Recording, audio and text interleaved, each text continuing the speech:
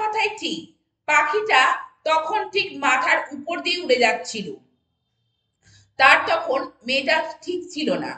ঠিক ঠিক উত্তর দাও। এই প্রত্যেকটি সেন্টেন্সে আমরা একটি কমন ওয়ার্ড দেখতে পাচ্ছি, সেটি হলো ঠিক। আর ইংলিশে আমরা এই ওয়ার্ডটিকে কত রকম ভাবে ইউজ করতে পারি তা আজকে ক্লাসের মাধ্যমে আমরা দেখে নেব। তো welcome everybody, welcome to my talent to English coaching. সবাইকে বলবো প্রথম থেকে ক্লাসটি মনোযোগ সহকারে করতে। আর আজকে যারা চ্যানেলে প্রথম রয়েছে এবং এখন অবধি চ্যানেলটিকে যারা সাবস্ক্রাইব করনি, তারা অবশ্যই চ্যানেলটিকে সাবস্ক্রাইব করে প্রতিনিয়ত এই ধরনের ইম্পর্টেন্ট এবং ইন্টারেস্টিং ক্লাস করতে থাকুন। তো চলো আজকে ক্লাস শুরু করা যাক। আজকে প্রথমে কোন সেন্টেন্সটি রয়েছে চলো আমরা দেখে নিই। ঠিক ঠিক উত্তর দাও মানে সঠিক উত্তর দাও। কিভাবে বলবে? Answer to the point. Answer to the point. তো ঠিক ঠিক বলতে টু দ্য পয়েন্ট। আর এটি ইম্পারেটিভ জাতীয় সেন্টেন্স, এখানে ইউ শব্দটি কিন্তু উজ্জ আছে। পরের সেন্টেন্সটি দেখো, ঠিক সময় তোমার চিঠি পেয়েছিলাম। তো পেয়েছিলাম তো কি হবে? We got your letter in time. তো সিম্পল পাস্ট সেন্টেন্সটি লেখা আছে। আর ঠিক সময় বলতে in time. We got your letter in time. তো ঠিক সময় বলতে ইন টাইম। পরের সেন্টেন্সটি দেখো, আমরা ঠিক উত্তর দিকে গেলাম। ঠিক উত্তর দিকে তো কিভাবে বলবে? We went do not. We went do not. তো ঠিক উত্তর দিকে গেলাম বা গিয়েছিলাম। তো সিম্পল পাস্ট সেন্টেন্সটি লেখা রয়েছে। আর ঠিক বলতে দেখো ডিউ শব্দটিকে আমাদেরকে ব্যবহার করতে হবে।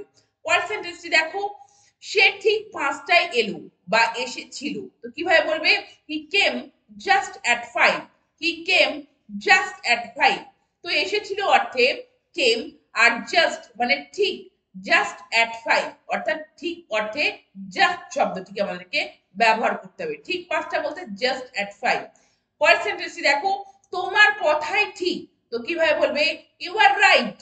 You are right. তোমার কথাই ঠিক। পরের সেন্টেন্সটি দেখো, তার বিয়ে ঠিক হয়ে গিয়েছে। কিভাবে বলবে? His marriage is settled. His marriage is settled.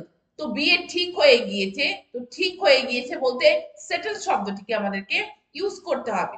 পরের সেন্টেন্সটি দেখো, তিনি মাথা ঠিক রাখতে পারেননি। তো কিভাবে বলবে? He could not keep his head. He could not keep his head. তো মাথা ঠিক রাখতে পারেননি। তো এখানে ঠিক রাখা অর্থে কিপ শব্দটিকে আমাদের বলতে হবে। আর পারেননি বলতে কুডন্ট অর্থাৎ ক্যানের পাস্ট কুড নট আমাদেরকে ব্যবহার করতে হবে। পরের সেন্টেন্সটিকে দেখো, বিমলের কথা ঠিক নেই। তো কিভাবে বলবে? Bimal is not a man of his word. Bimal is not a man of his word. তো কথা ঠিক নেই বলতে অফ হিজ ওয়ার্ড। তো এখানে কথা ঠিক নেই বলতে কি? Of his word. পরের সেন্টেন্সটি দেখো, তার তখন মেজাজ ঠিক ছিল না। তো মেজাজ ঠিক ছিল না বলতে কিভাবে বলবে? He was then out of temper.